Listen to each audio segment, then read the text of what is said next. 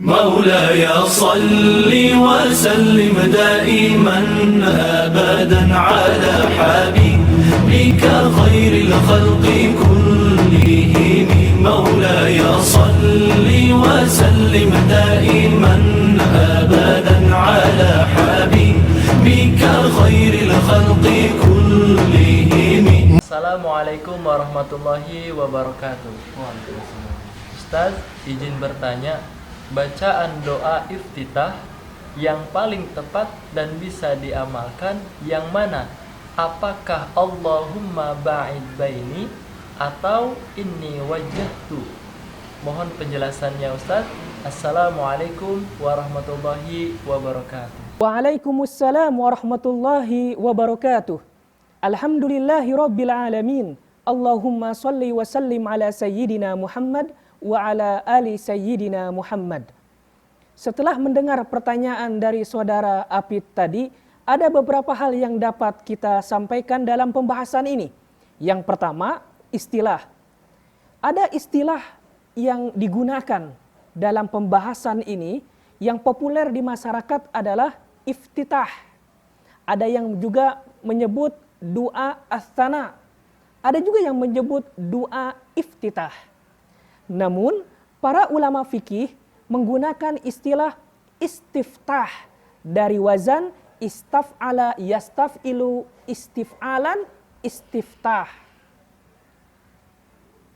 Termasuk dalam hadis juga ada matan yang menggunakan istilah yastaftihu dari kata istaftaha yastaftihu. Istiftah yang bermakna tolabul fathi, memohon dibuka. Artinya ketika seseorang sholat, munajat, berkomunikasi dengan Allah Subhanahu wa ta'ala, sesungguhnya ketika dia membaca doa istiftah, dia memohon kepada Allah Subhanahu wa ta'ala agar dibuka komunikasi antara dirinya dengan Allah Rabbul Alamin. Karenanya penting sekali makna doa istiftah di sini. Kalau seandainya kita semuanya ingin menggunakan istilah para ulama fikih, silahkan gunakan istiftah. Boleh. Atau juga menggunakan doa iftitah juga boleh.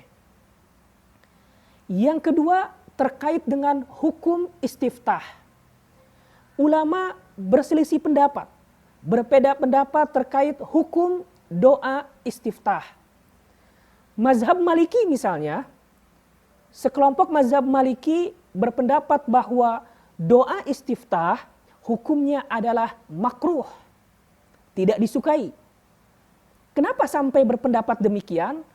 Sekelompok mazhab Maliki ini berdalil dengan hadis yang diriwayatkan oleh Anas bin Malik bahwa Rasulullah SAW, kana Nabi SAW wa Abu Bakar wa Umar yaftatihu as-sholah bi alhamdulillahi rabbil alamin.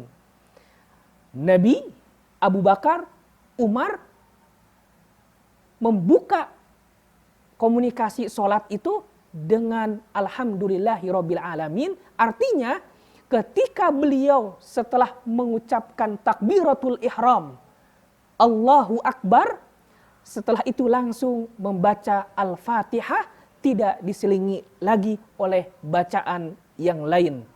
Dari sini mazhab Maliki mengatakan makruh membaca sesuatu yang menghalangi atau antara takbir dengan Al-Fatihah.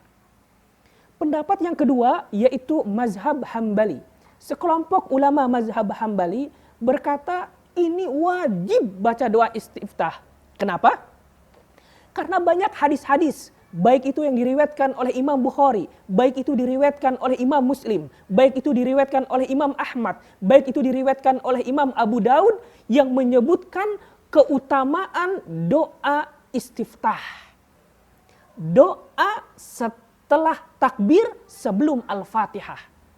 Karenanya betapa pentingnya dan utamanya doa istiftah ini, sekelompok mazhab Hambali mengatakan wajib doa istiftah. Kelompok yang ketiga yaitu jumhur ulama, mayoritas ulama termasuk mazhab Asy-Syafi'i. Mengatakan apa?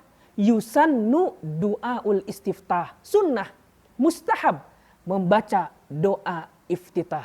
Artinya ketika seseorang sholat tidak membaca doa istiftah, tidak mempengaruhi kesahan sholat seseorang. Tapi ketika seseorang membaca doa istiftah setelah takbir dan sebelum Al-Fatihah, mendapatkan pahala dan anugerah, keagungan serta keutamaan dari pembacaan doa istiftah itu. Sekarang kembali kepada kita semuanya. Boleh membaca dan boleh juga tidak.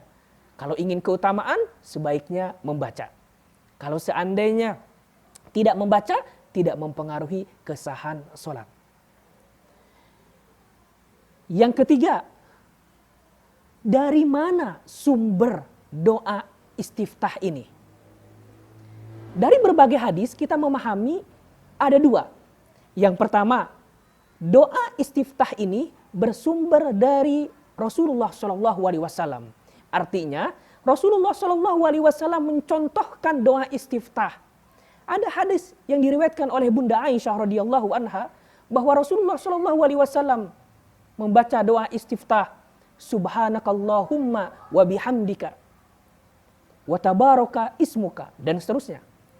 Ada hadis juga yang diriwayatkan oleh Imam Ali bin Abi Thalib. Ada juga hadis yang diriwayatkan oleh Imam Abu Hurairah yang menyebutkan bahwa Rasulullah SAW membaca doa istiftah, Allahumma ba'id baini wa baina khotoyaya, dan seterusnya. Dan juga membaca doa istiftah, yaitu wajjahtu wajhiya lilladzi fatras samawati wal ar hanifa, dan seterusnya. Ada juga doa istiftah yang bersumber dari ucapan atau doa sahabat Nabi Muhammad SAW, kemudian dibenarkan oleh Rasulullah SAW. Misalnya ada satu hadis yang menceritakan bahwa ketika para sahabat sholat bersama Rasulullah SAW, kemudian Rasulullah SAW berbalik dan bertanya kepada para sahabat, Manil qail hada? Siapa yang mengatakan Allahu Akbar kabira walhamdulillahi katsira wa subhanallahi bukratan wa asila? Siapa? Saya tadi mendengar perkataan seperti itu. Kemudian salah satu sahabat mendatangi baginda Nabi dan berkata, Ana ya Rasulullah, saya yang baca itu wahai Rasul. Kemudian Rasulullah bersabda, Ajibtu laha, aku kagum dengan bacaan itu. Futihat abwabus sama, pintu-pintu langit terbuka karena bacaan itu. Jadi boleh mau pilih yang mana doa istiftahnya, yang direkomendasikan atau yang dibacakan oleh sahabat juga boleh, karena itu sudah menjadi takrir, pembenaran dari Rasulullah SAW akan keutamaan doa istiftah yang dibacakan oleh sahabat tadi. Poin yang keempat yang dapat kita sampaikan dan terkait langsung dengan pertanyaan saudara Apit tadi, yaitu bacaan doa istiftah yang lebih unggul yang mana? Allahumma ba'id baini wa baina khotoyaya kama ba'adta bainal masyriqi wal maghrib, atau wajjahtu wajhiya lilladzi fataras samawati wal ar hanifa wa ma'ana minal musyrikin, dan seterusnya. Memang dua bacaan ini yang paling populer di masyarakat kita. Sekelompok orang yang memilih Allahumma ba'id baini, ada yang beralasan karena doa ini adalah doa yang diriwayatkan dalam hadis yang paling sahih. As-sahhul asanid.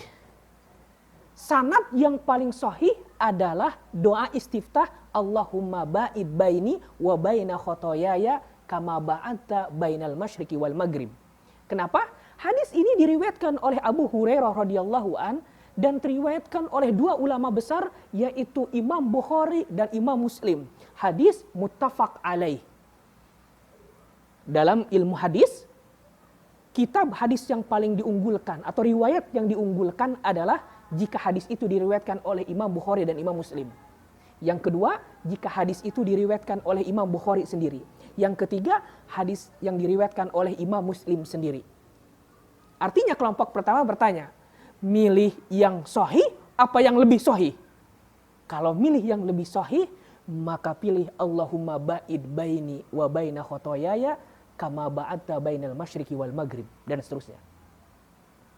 Kelompok yang kedua yang memilih wajjahtu wajhiya lilladzi fataras samawati wal arhanifa wa ma'ana minal musyrikin inna solati wa nusuki wa mahyaya wa mamati lillahi rabbil alamin la syarika lahu wa bidzalika umirtu wa ana minal muslimin.